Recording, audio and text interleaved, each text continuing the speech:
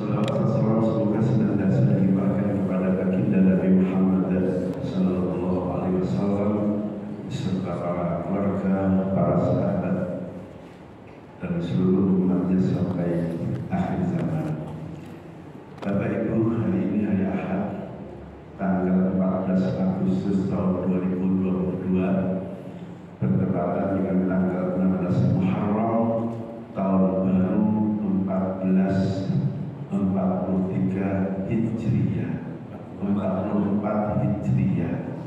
Sekali lagi saya ucapkan selamat tahun baru 1444 Hijriah. Semoga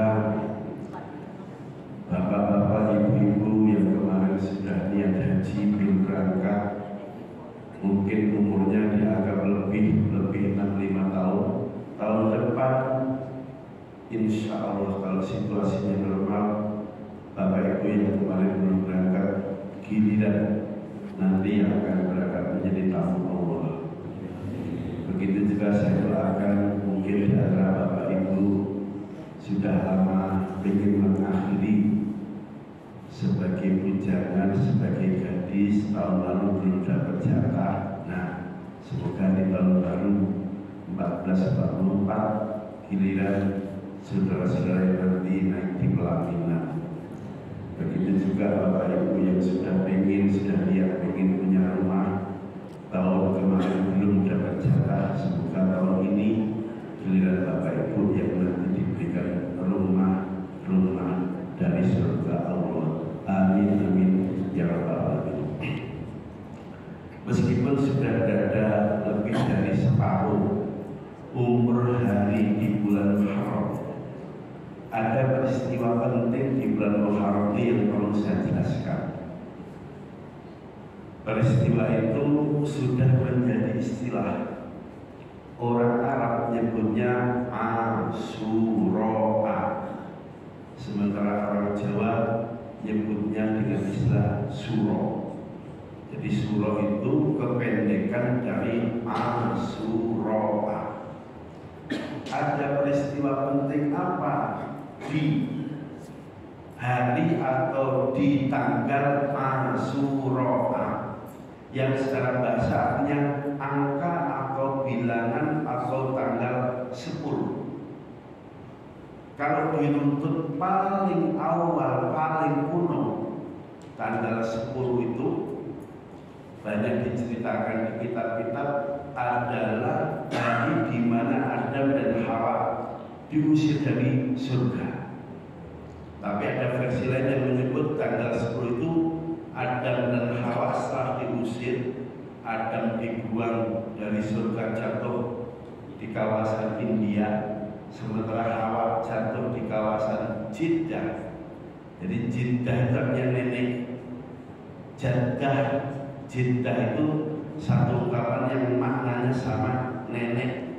Kenapa Hawa dilempar Allah di satu tempat yang kemudian tempat itu dinamakan Jeddah? Itu sekedar untuk mengenang bahwa di tempat itulah nenek dari semua manusia dulu pernah dilempar Allah dari surga ke situ. Nah, Adam dibuang di kawasan India, Hawa ada di kawasan Jeddah. Dulu belum ada GPS, belum ada teknologi HP. Maka untuk bisa kembali bertemu keduanya saling nyari butuh waktu 100 tahun. Dalam keadaan tiap hari Adam nangis karena diusir Allah dari surga. Allah murka, Adam melanggar perintah Allah untuk tidak mendekati pohon. Ternyata pohon itu didekati dan buahnya dimakan, sampai kemudian keduanya terlempar dari surga. Jadi awalnya yang duluan memprovokasi untuk makan buah itu adalah Hawa. Hawa digambarkan sebagai sosok wanita yang paling mudah diprovokasi, diiring-iringi oleh iblis. Kenapa Allah larang kamu makan buah itu? Sebab kalau kamu sempat makan, kamu nanti akan abadi di surga. Jadi bujuknya iblis itu logikanya dibalik. Padahal justru karena Hawa ngajak suaminya nyicipi buah itu, ketika Hawa makan itu masih utuh auratnya. Tapi begitu Hawa bilang Adam enak banget ini, cobain. Adam gigit, begitu sudah digigit, aurat ini badannya semua terbakar seperti kena angin. Pada saat baju mau terbang, kedua-duanya refleks nyari daun yang bisa digunakan untuk nutup aurat. Kemudian Adam sempat megang salah satu dahan dari pohon itu. Karena tiupan angin begitu kencang, dahan yang dipegang Adam itu patah dan kemudian mereka terlempar. Adam di kawasan India, Hawa di kawasan Jeddah. Dua-duanya nyari. Adam sambil nyari Hawa itu pegang dahan surga tadi yang menjadi tongkat. Nanti dalam sejarah tongkat itu kemudian diwarisi Nabi Sulaiman. Setelah Nabi Sulaiman, tongkat itu diwarisi Nabi Musa. Setelah Nabi Musa muncul mitos tongkat itu diwarisi Pak Soekarno. Jadi tongkat komando. Ya, kliniknya begitu. Nah, nyari lama 100 tahun sambil tobat Rabbana dzalamna anfusana itu. Pas di 100 tahun ketika Adam nyampe di bukit kecil di tempat Bapak Wukuf di Arafah, Hawa nyampe di sana. Itu bukit kecil itu kalau dimeterin dari tempat Bapak Ibu suka selfie dengan unta sampai ke atas itu kurang lebih 64 meter. Disitulah Adam dan Hawa dipertemukan kembali sambil tobat dan tobatnya diterima Allah. Dan untuk mengenang pertemuan Adam Hawa di Jabal Rahmah itu, di tengah-tengahnya ada tugu, mungkin seperti tiang ini tugunya. Dulu tugunya bersih. 2007 itu ya masih belum ada pilot. Sekarang relatif banyak cat, banyak pilot. Tulisannya yang nama ini karena dia punya harapan dengan nulis calon pasangannya nanti Allah pertemukan seperti Allah mempertemukan Adam dan Hawa. Nah, Adam pada waktu istighfar dan kemudian 100 tahun taubatnya diterima Allah, itu karena pas istighfar Adam menyebut begini, ya Allah, dengan menyebut nama Muhammad Rasulullah, semoga Engkau mau mengampuni dosa-dosa. Yang akhirnya gara-gara nyebut Muhammad, Allah menerima taubatnya Adam. Bahkan tidak saja Jibril dan turunannya Adam dapat inspirasi dari mana kok kamu ketika dapat menyebut nama Muhammad sampai kemudian Allah mengampuni dosa-dosa. Adam menjawab, iya Jibril, dulu pada saat saya ada di surga, saya sempat nengok ke atap-atap langit-langit surga. Di sana tertulis asyhadu alla ilaha illallah wa asyhadu anna Muhammadar Rasulullah. Pasti Muhammad itu makhluk yang hebat sampai namanya sudah diukir di langit-langit surga.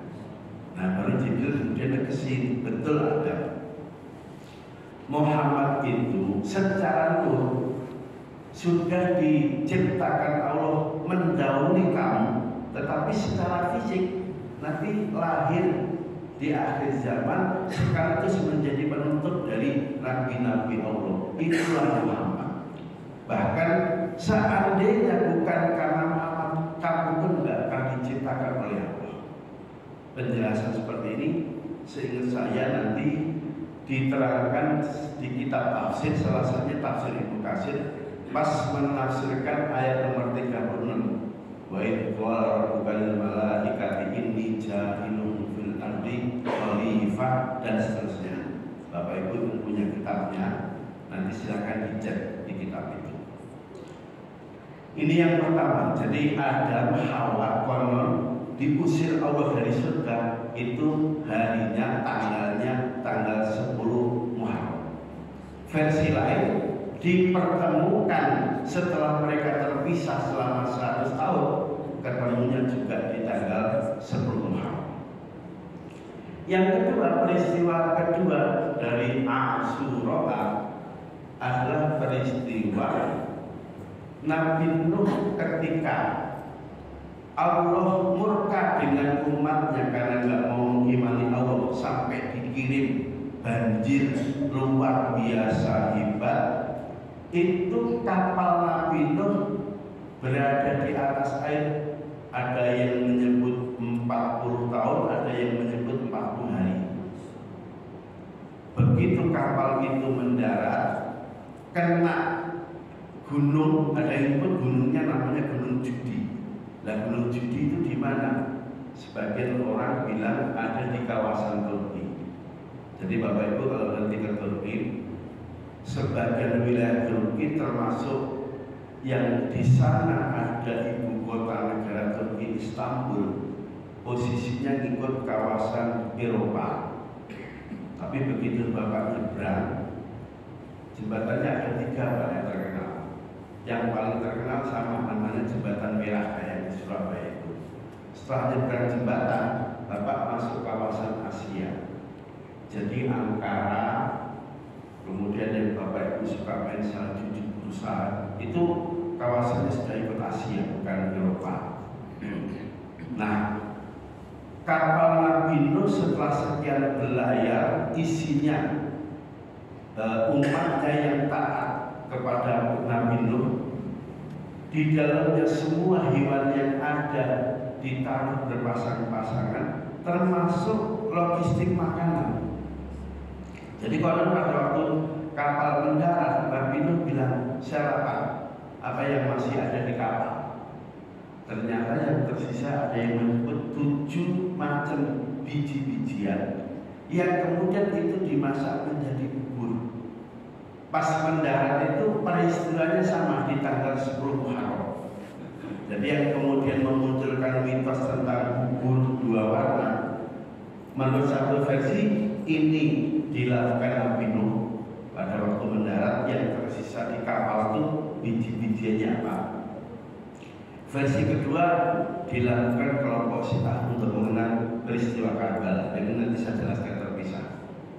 Jadi singkat cerita, 10 Muharram peristiwa besar kedua adalah peristiwa mendaratnya Nabi Nuh yang di satu lembah, para acara menyebut lembah Judi, ada di kawasan Turki sana.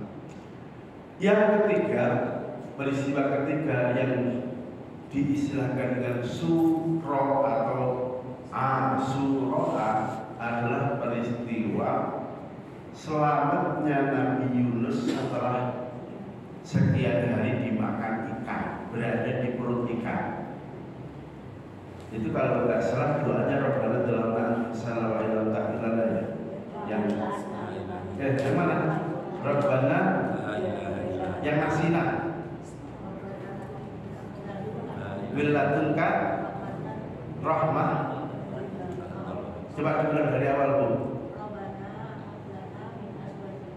Oh bukan, itu doanya Nabi Zakaria itu. Nah, yang itu yang terakhir ini kuntu minadz dzalimin. La ilaha illa anta subhanaka kuntu minadz dzalimin. Jadi Nabi Yunus begitu merasa telah berbuat salah, akhirnya Allah lempar Nabi Yunus dimakan ikan. Ikan itu untungnya nggak memamah kalau makan, diplok. Diplok itu apa? Ditelan, karena ditelan utuh masuk ke perut, diuntal. Nah, keluarnya dari perut ikan sama di tanggal 10 Muharram. Nabi Yunus itu pengikutnya yang ikut ajaran Nabi Yunus itu bertahan menjelang dikirimnya Nabi Muhammad. Jadi kisahnya Nabi Muhammad itu ketika dakwah di Mekah tantangannya makin berat. Maka kemudian Nabi Muhammad nyuruh sahabatnya untuk siap-siap hijrah menuju Taif. Taif itu kalau dari Mekah jalan ke arah Yaman, jalannya belum nyampe 200 kilo. Posisinya kalau kita naik mobil begitu keluar Mekah ke arah Taif, jalannya mulai nanjak. Begitu nyampe Taif, suasana seperti kalau kita ke puncak Bogor dari Jakarta. Jadi ada di lembah yang tinggi, maka udaranya beda. Di Mekah panas, di Taif sejuk. Dan sepanjang perjalanan dari Mekah ke Taif itu gunung-gunung sudah mulai tertutup rumput. Saya nggak tahu pas musim panas kemarin itu rumputnya mati atau tetap hidup. Tapi udaranya sejuk. Penanda kota Taif, dan Taif ini menjadi salah satu kota yang dikunjungi para peziarah, baik yang haji maupun yang umroh. Di sana ada satu Masjid Abdullah bin Abbas. Sebelah masjid, Bapak maju sedikit, ada perpustakaan. Salah satu koleksi penting di perpustakaan itu syair-syair pra-Islam zaman jahiliyah yang dilombakan, kemudian yang menang syairnya ditaruh di tembok Ka'bah. Itu naruhnya di perpustakaan Taif itu. Jadi kalau Bapak mau meneliti tentang seperti apa ungkapan syair orang-orang Arab jahiliyah, dokumennya ada di sana. Nah, selain itu dari kota Taif nanti Bapak bisa lihat musola ya. Kalau kita punya musola, mereka juga menyebut masjid, namanya Masjid Aqdas.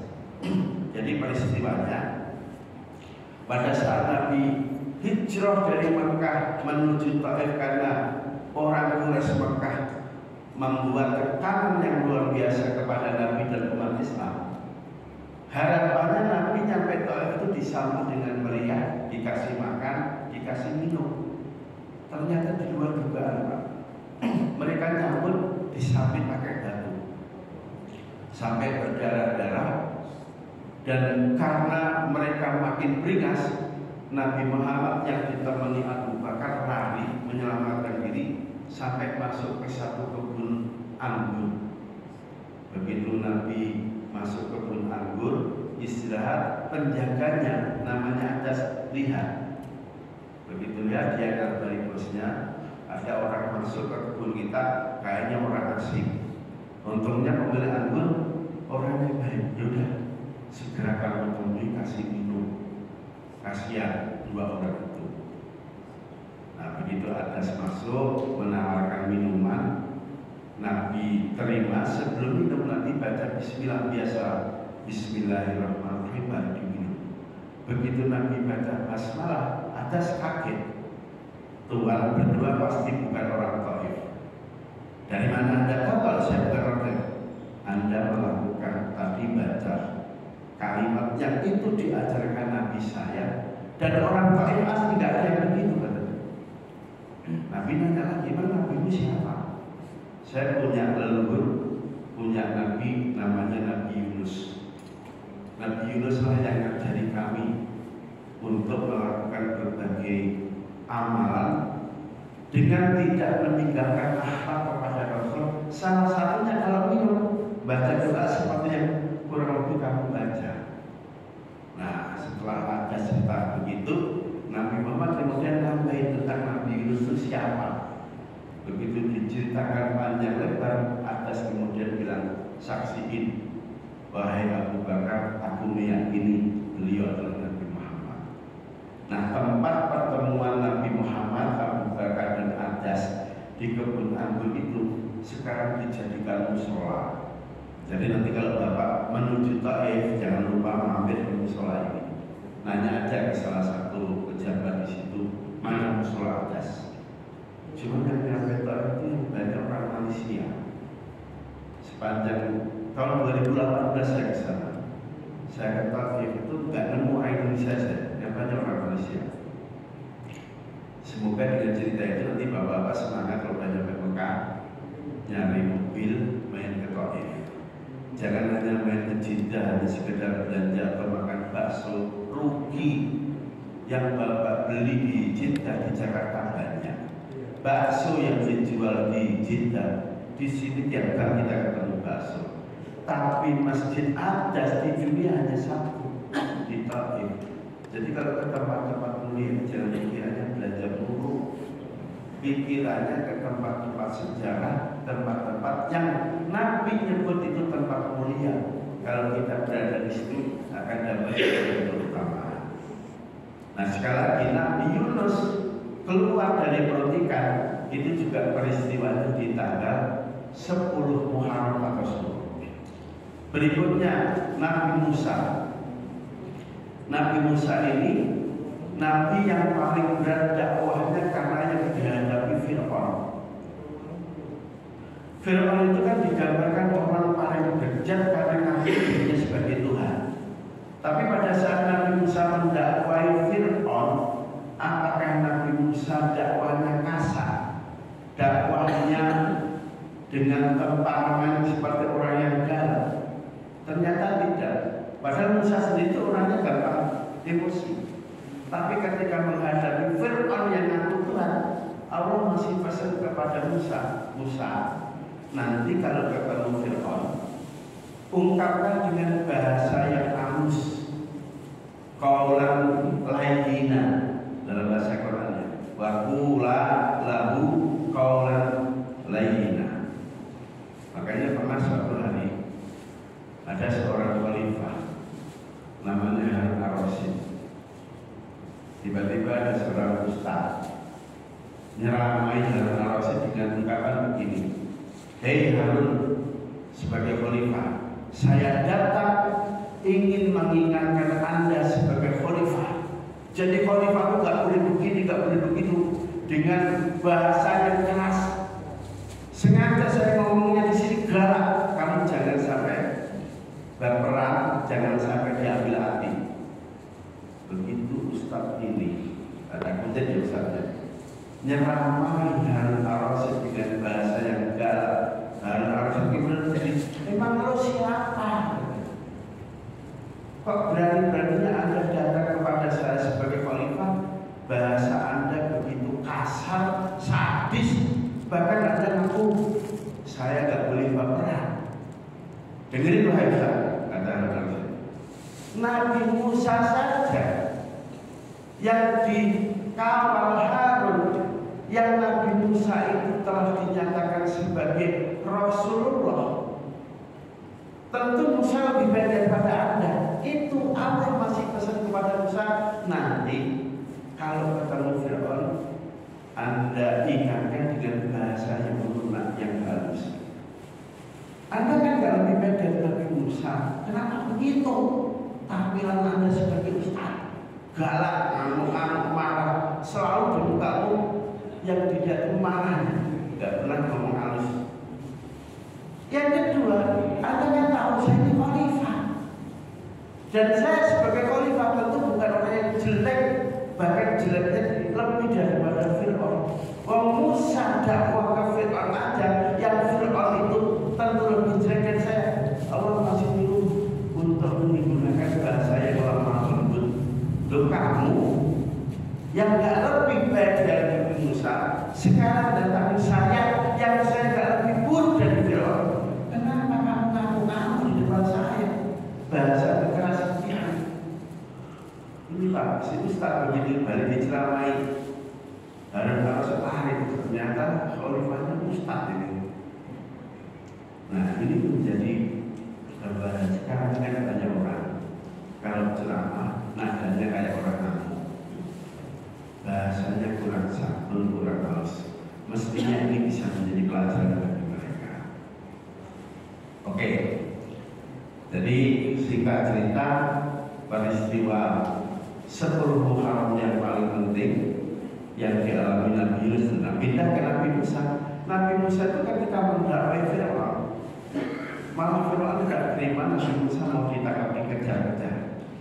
Ngejarnya itu Pak dari Mesir, titiknya kurang lebih ya di sekitar Kairo situlah, lari ke arah utara sampai ke ketemu teluk yang sekarang teluk itu dinamakan Teluk Suez.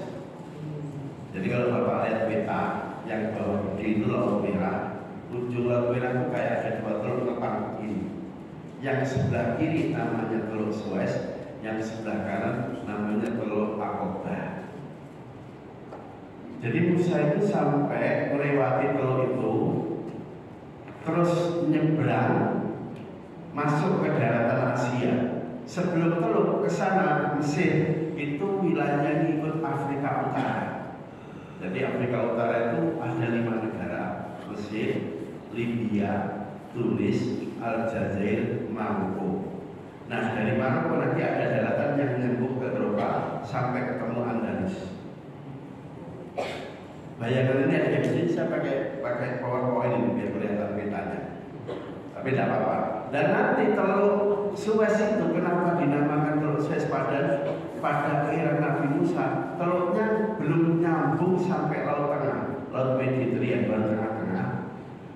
Baru teluk itu dibuat kanal, kapal bisa lewat. Itu pada saat Mesir dijajah Perancis dan salah satu gubernur Prancis yang dikirim menguasai Mesir di Alexandria namanya bahasa lupa namanya. Dialah yang kemudian disuruh oleh Raja Prancis untuk membuat terusan yang menyambung dari Laut Merah tadi sampai ketemu Laut Tengah, sehingga kapal yang dari Eropa yang mau ke Asia tidak perlu muter melambung melalui Selat Madagaskar ke arah Amerika itu, muter begini baru ketemu ujungnya Laut Merah. Yang pengen masuk Saudi masuk teluk itu Laut Merah, yang pengen ke Asia tinggal bablas. Jadi teluk yang menghubungkan terusan Suez sampai Laut Tengah, Laut Mediterania itu era Mesir dijajah Perancis, yang menjadi gubernur kalau nggak salah namanya Ferdinand de Lesseps.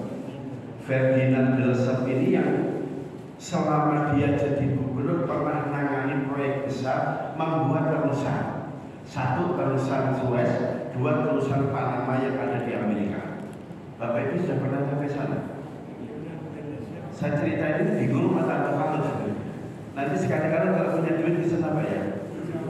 Udah yang duluan ke sini aja ke Mesir, lihat piramid, kemudian nanti naik kapal pesiar 2 jam, bayarnya tergantung nanti mau lihat tari apa. Kalau lihat tari perut, tari nuni, yang nari masih cantik, bayarnya agak mahal. Kalau nggak salah dulu pertama saya lihat itu bayarnya sekitar hampir 1 jutaan. Tahun 2010 saya pertama ke sana. Tahun 2018 balik lagi, lihat lagi ke sono, yang nari biasa-biasa aja, bayarnya lebih murah, paling sekitar 600.000. Jadi naik kapal berlayar 2 jam. Selama di kapal nanti pertama kita duduk lihat tarian perut, tari perut. Setelah tari perut baru tari nuni yang muter-muter itu. Break, makan, milih, ada menu Asia, menu Arab, menu Eropa, prasmanan, bebas. Habis itu makan lagi, lihat tarian perut lagi, terus balik, turun 2 jam kurang lebih. Pada waktu saya di kapal, saya turun ketemu mahasiswa Indonesia, dia lihat saya tanya, Anda pernah ke sini lihat nih? Buru-buru Pak, buru-buru kenapa? Duit segitu, sayang hanya untuk lihat tarian itu. Buat makan bisa 3 bulan gitu. Jadi makan di Mesir sebagai mahasiswa itu sangat murah. Dibandingkan di Jakarta, kuliah di Mesir lebih murah daripada kuliah di Jakarta. Ini banyak orang yang tidak tahu. Jadi kalau Bapak punya anak kelihatannya bakat, bahasa Arabnya baik, kirim sana ke Mesir. Insya Allah akan dapat ilmu-ilmu yang asli. Dulu disampaikan para ulama, tiap hari ngomong Arab, syukur-syukur nanti kalau teman gaulnya orang Prancis, orang Eropa, pulang ke Mesir bisa bahasa Arab, bisa bahasa Inggris, bisa bahasa Prancis. Ini keuntungannya. Kalau kuliah di Jakarta ya bisanya ngomong Jawa sama ngomong bahasa Indonesia. Kalau nggak rajin belajar bahasa Arab, bahasa Inggris nggak akan sanggup. Oke, jadi Nabi Musa itu posisi nyebrangnya Pak pada waktu dikejar Fir'aun itu dekat terusan sampai situ. 14 begitu Musa sudah nyampe daratan, Fir'aun masih di tengah lautan.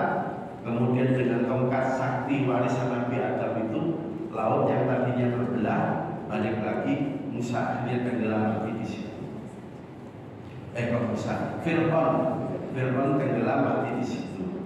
Nah, setelah tenggelam sekian lama, jasad Fir'aun itu kemudian diangkat kaumnya dan kemudian dibuat mumi, dibalsem, terus ditaruh di tempat pemakaman raja namanya Wadil Muluk. Dimasukin dalam sebuah bus peti batu, dikasih rempah-rempah sehingga jasadnya lebih dari 4.000 tahun itu tidak busuk. Sebetulnya tahun 1890-an itu sudah ada arkeolog namanya Loret. Tapi Loret ketika ngangkat jasadnya Fir'aun, dia nggak berani buka balutan mumi, jadi akan dipindahin dari Wadil Muluk ke arah Muthaf, museum yang di tengah-tengah kota Kairo.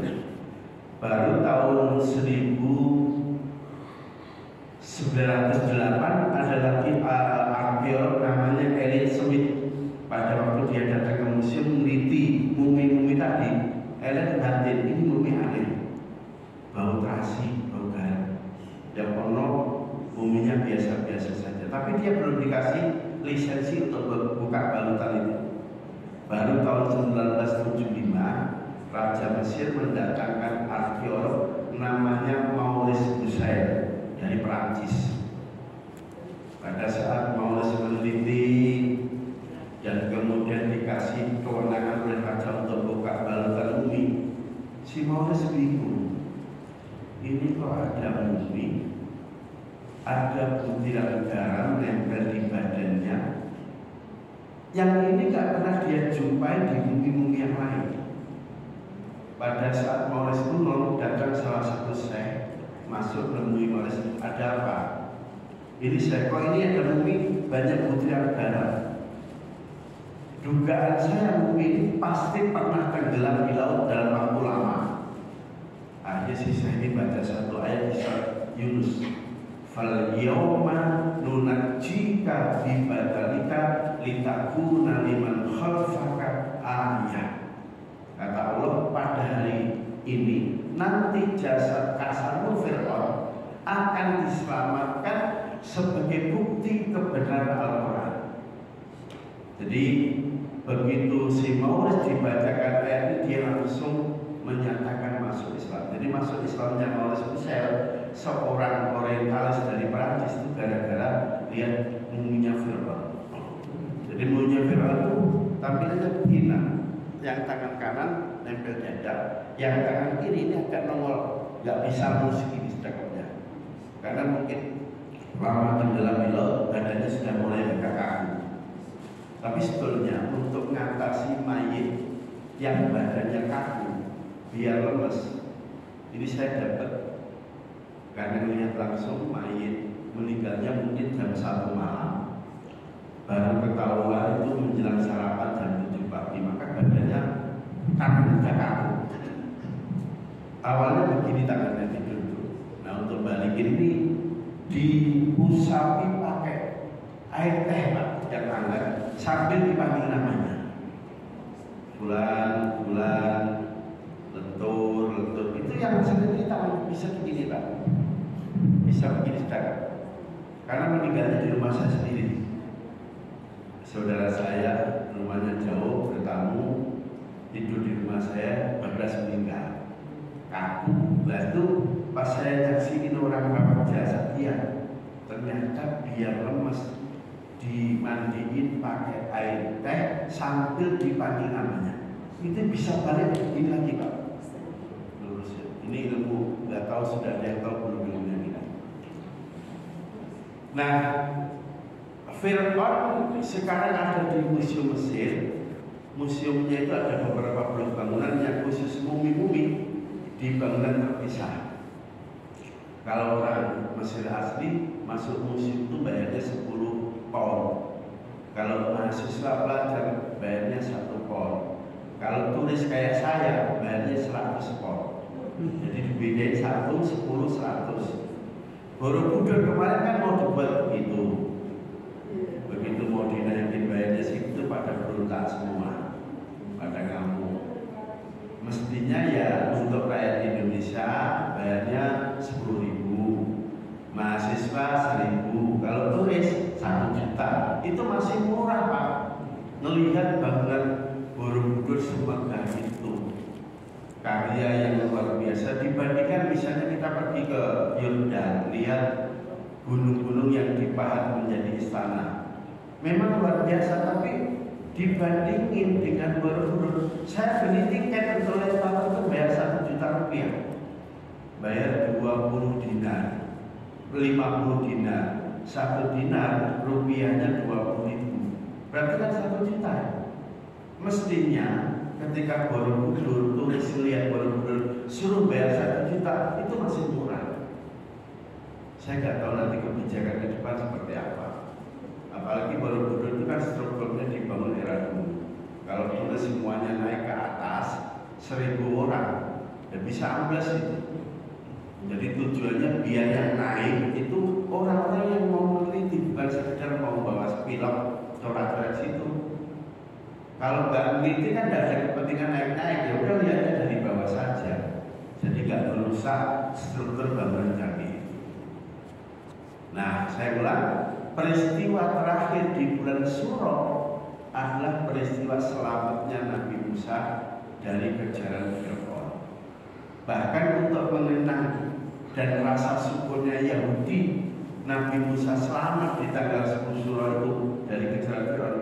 Nabi Muhammad itu pada waktu nyampe Madinah nemui komunitas Yahudi. Yahudi, Anda tanggal 10 Suro juga puasa? Betul Nabi, kami puasa juga. Hanya orang Islam yang puasa 10 Suro, 10 Muharram. Memang kenapa kau puasa? Ya iya, dulu Nabi Musa dikejar Fir'aun, selamat dari kejaran Fir'aun itu di tanggal 10 Muharram. Begitu orang Yahudi begitu, Nabi Muhammad jawab, Ana ahaku minka bi Musa. Saya lebih berhak untuk menghormati dan memperlakukan Nabi Musa lebih baik dari Anda. Nah setelah itu maka Nabi Muhammad pulang menemui umat Islam, nanya, Mas Islam jangan lupa loh ini 10 Muharram kalian masih puasa nggak? Nabi kaget, ternyata salah satu sahabat yang ditanya itu namanya Abdullah bin Abbas. Ya sebetulnya kami mau puasa tapi ternyata setelah kami saksikan di Madinah itu tiap ketemu 10 Muharram hari itu diagukan Yahudi dan Nasrani. Saya risih. Akhirnya Nabi berpikir sejenak, kemudian sudah tahun depan puasanya ditukar, nggak jatuh di tanggal 10 Muharram tapi di tanggal 9. Nah, cuman pas Nabi ngomong begini di tahun ke-11 Hijriah, belum sempat niatnya untuk tukar hari, Nabi keburu wafat. Yang kemudian pertanyaannya yang masih sunnah puasa Muharram itu apakah tanggal 9 seperti keinginan Nabi, atau balik lagi di tanggal 10 yang selama ini mereka udah puasa, Yahudi orang Yahudi puasa, orang Muslim puasa, atau seperti apa? Begitu kita buka-buka hadis di banyak kitab, ternyata Nabi itu pernah pesankan kepada salah satu sahabat. Setelah ketemu Yahudi tadi, pesannya gini, khalifu al-yahud bisawmi yaumin qablahu au bisawmi yaumin ba'dahu. Umat Islam biar gak sama dengan Yahudi, nanti puasa Muharramnya tambah 1 hari. Apakah 1 hari sebelum tanggal 10 berarti 9-10, atau 1 hari setelah 10 berarti 10-11, atau tafsirnya sahabat 9-10-11. Pertanyaan saya, Bapak Ibu melakukan yang mana? 9-10. Yang 10-11 ada nggak? Padahal itu juga boleh. Atau yang komplit, paket komplit 9-10-11 ada. Nah, padahal nanti kalau kita lihat pendapat ulama terus yang masih sunnah puasa sunnah itu kapan? Jawabannya dibagi 3 Pak. 9-10, 10-11 atau 9-10-11. Jadi nanti tahun depan ya diupayakan yang begitu, kita ambil yang pakai komplit saja. Selesai 11, kalau misalnya nggak nabrak Senin atau Kamis, ingat 2 hari setelahnya 13, 14, 15 lanjut puasa sunnah ayyamul bid. Jadi seperti itu. Pak, kebetulan tanggal 9-nya pas Senin.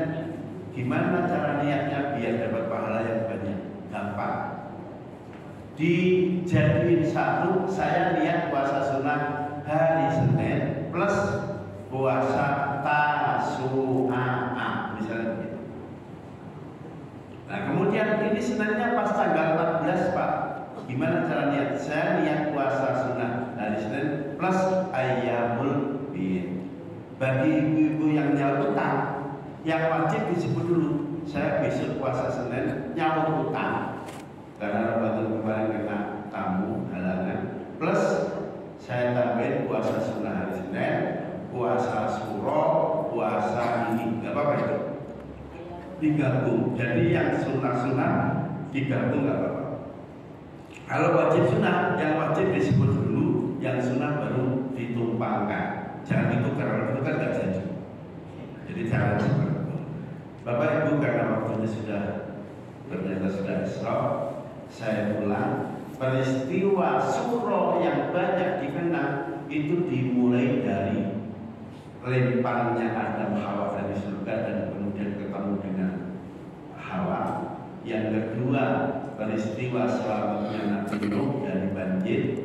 Yang ketiga, selamatnya Nabi Yunus keluar dari ikan. Yang keempat, selamatnya Musa dari kejaran Fir'aun. Ini kalau dihubungkan dengan peristiwa yang lama.